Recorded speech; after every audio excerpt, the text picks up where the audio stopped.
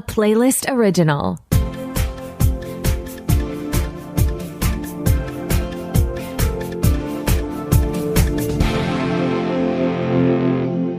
Welcome to the Pilot Podcast, where we review the pilot episodes of TV shows to answer your question, should I watch this?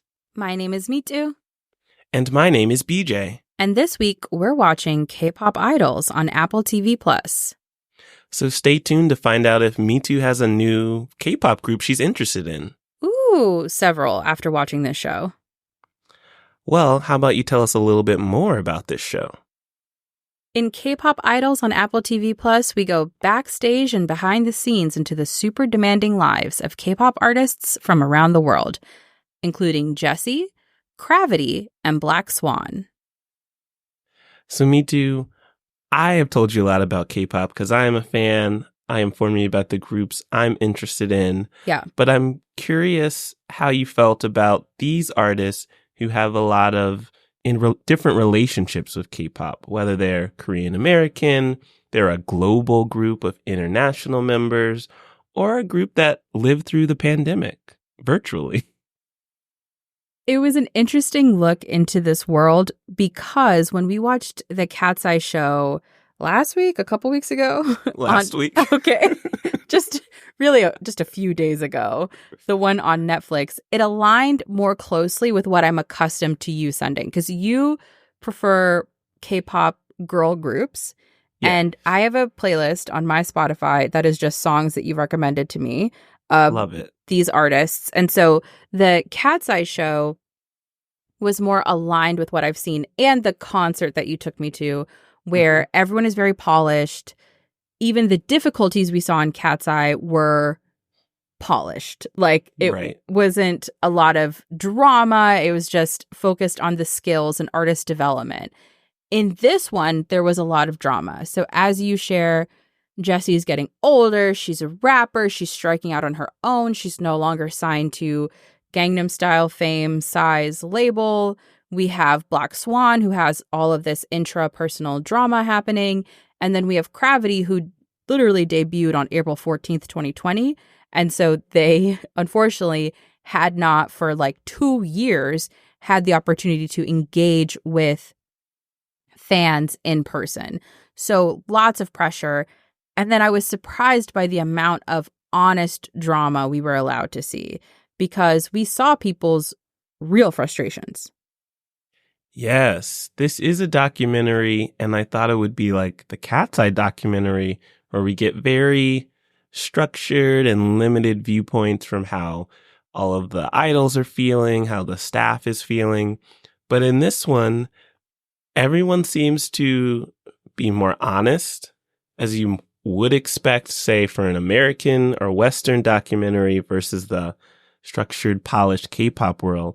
So we hear Jessi's real frustrations. Mm-hmm. We hear about how Cravity is disappointed that they haven't met their fans in person. And Blackswan, we see when they don't get along. Yeah. And Blackswan, as evidenced by the name, has a black swan at the center of it.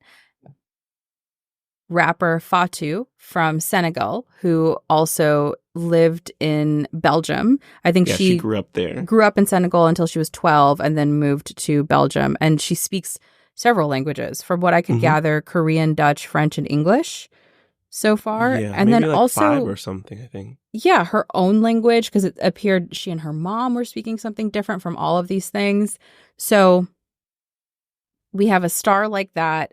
And then some members of her group who are not feeling the fact that she got to go home, see her mom, and be kind of a more focal character in the group. Because what we see a lot in K-pop is a lot of Black culture, especially in the hip-hop influenced music, but not a lot of Black people. And this K-pop group sort of dared to ask the question, what if we had a Black person from Africa in Fatou? And then they added a Brazilian person because of the passion of that fan base in Leia. And then we have a couple Korean band members who round out the group. And we see some stuff happen when you introduce an international group like that. Yes. Very expected, to be honest. Mm-hmm. And we learn from their label, DR Music, that the CEO, very famous in the industry, he helped start what we now know as K-pop with one of the first K-pop girl groups. And he created Blackswan with the intention of it being global and appealing to different regions like Brazil. Also, the reason they had their concert is Belgium, is that they wanted to take advantage of Fatu's fan base. Mm-hmm. And he points out very honestly, when you have so many different backgrounds, there's new challenges versus an all Korean group where you can behave in a certain way that's expected in that culture. And now there's some clashes that I don't know if the staff is doing too much to handle. No, and that was a really interesting separate storyline coming out of the Black Swan universe, which is Mr. Yoon and his son Philip. So the gentleman who started DR Records and then his son wanting to take over once his father retires. And there's this conflict where his father does not believe he is ready to be a manager. And in this show, as much as I was rooting for Philip, I thought, maybe you should be running a little bit of a tighter ship. And it is more complicated with an international group.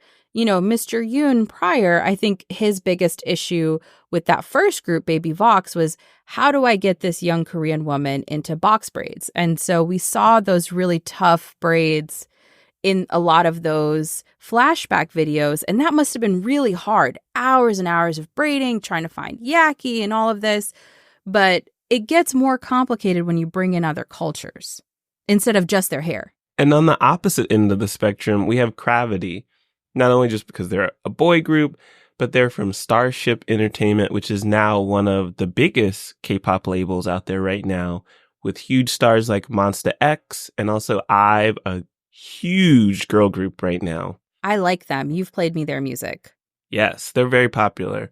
But we see a more traditional approach to K-pop groups with Cravity. Mm-hmm. The standardized structure of their training, them all living together in an apartment. They have their evaluations. They have their fan meetings. So it's really, I guess, kind of unfortunate to see how smooth or tight a ship you can run when you do have a homogenous group. And a group that understands the expectations of them. You have in Cravity, I think, fewer egos. Mm-hmm. I'm not saying that's a good or bad thing, but I think that they understand their functions a lot better. One thing I learned, which you knew as our resident K-pop expert, I didn't know this, that in these bands, there is a visual person, so someone who is beautiful on stage, but is not necessarily a great singer or dancer.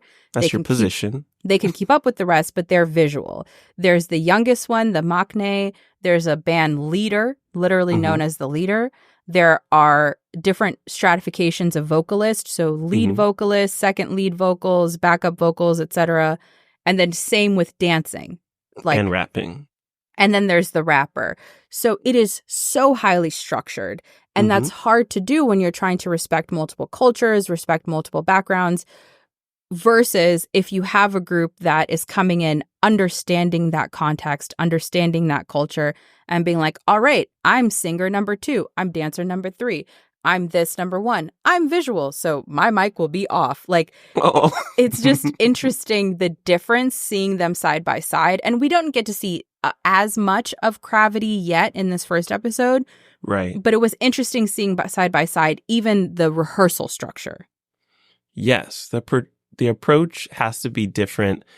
Also, there's the size of the company. DR Music, while having been in this industry a long time, just is not on the scale of a Starship Entertainment. So yeah, it looks like their training room also doubled as kind of an office space versus Starship, I'm sure, has multiple training rooms that their artists can use whenever they need. So it's like you have the resources and people used to the structure versus more upstart system where you're trying to do something different. And really, it feels like Black Swan, they're kind of coming up with the rules as they go along. Yeah. The other one I see this in is Jessi, where Jessi was on Psy's label, attempted to be a K-pop star, transitioned to K-hip hop, so is more a rapper now than anything else. And now she's an independent artist because she talked about how Psy was trying to jumpstart his own career again. And so she didn't want to be neglected as an artist and asked to be released from his label. So it's interesting to see her go from more of a machine to now figuring out how to run a tour on her own.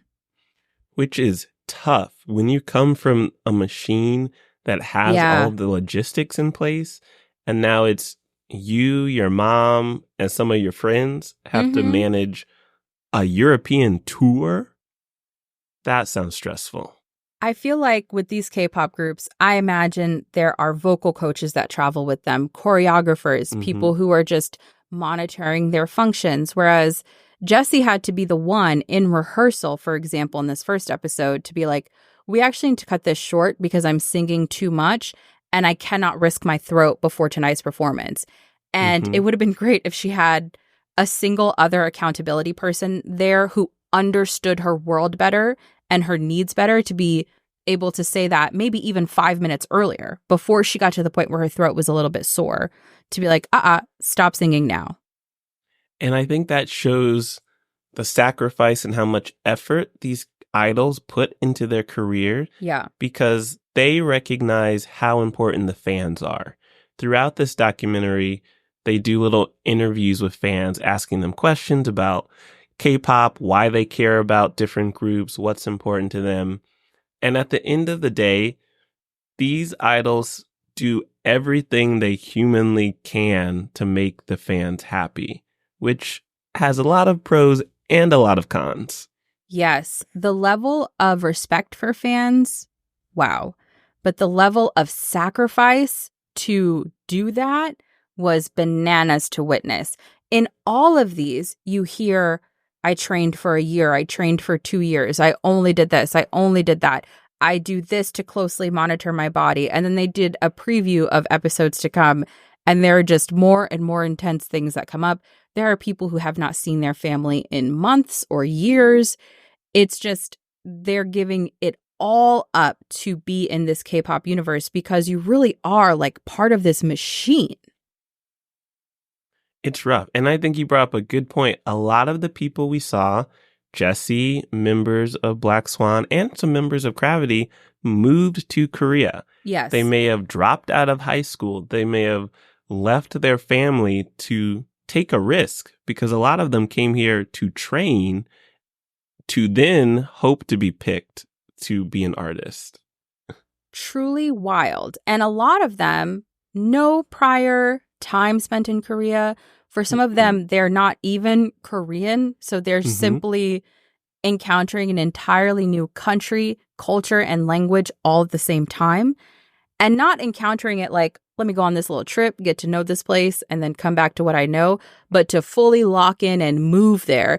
And then to enter this machine that is so unlike other music making machines, this K-pop industry where things are so defined and so structured. Well, some might say it reminds us of Motown, but maybe they weren't inspired by that. It does remind me of Motown a lot. I think I said that when we were watching the Cat's Eye show. It really reminds me of like a Berry Gordy-esque training program.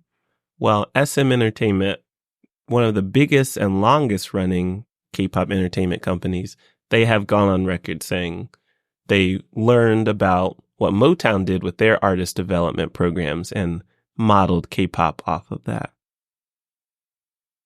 If you watch old Motown videos, I think I genuinely said this literally last week, but if you watch performance videos of Motown artists like the Supremes and you see like little moments where they could have fallen or something's happening wrong with their costume or something's happening wrong with their jewelry or whatever, you only know that something has gone wrong because of the label of the video, but you wouldn't know if you saw it because they are so well trained.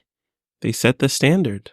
For better or worse, by the way, because I'm not sure That's if true. anyone should be like that Not a high good functioning. standard. Perfection is not real. Be realistic with what you can do, Exactly. but make your fans happy. Yes, and be perfect. So there you go. All right. So with that, do you want to watch more episodes of K-pop Idols on Apple TV Plus? You know I do. Yeah. Love K-pop. Love Jessi. Not that familiar with Cravity, even though I know some of the members from reality shows. Already been observing Blackswan's career. I'm curious how much they're going to show of their evolution. And I guess I'll find out because I'm going to watch seriously. How do you feel? I would watch again seriously too. I think for me, this show has both the interesting music and artist development elements and the really, really honest portrayal of drama and frustration and sacrifice that is so fascinating. And it's funny. Like, there are light moments. I feel like that makes it sound more intense than it is. But it's just very fascinating to look at. And I think if you're reality TV hive, reality TV competition show hive, if you're an X Factor person, if you're an Idol person, The Voice, or if you're a K-pop gal, I think you will enjoy this one. So I will watch again seriously, and I recommend that to you as well. Okay, so me too. Of these three artists, which one do you see yourself listening to or diving deeper into? Okay, those are two separate things. Diving deeper into, I'm fascinated by the Blackswan drama. I didn't listen to as much of the music. They didn't play much music in the first episode from the bands themselves, but after some of the conflict in this first episode, I went straight to the Reddit streets to understand what was going on with Blackswan. So I've already begun to dive deeper there. And then musically, I'm curious about Jessi because I'm so curious about K-hip hop. Right.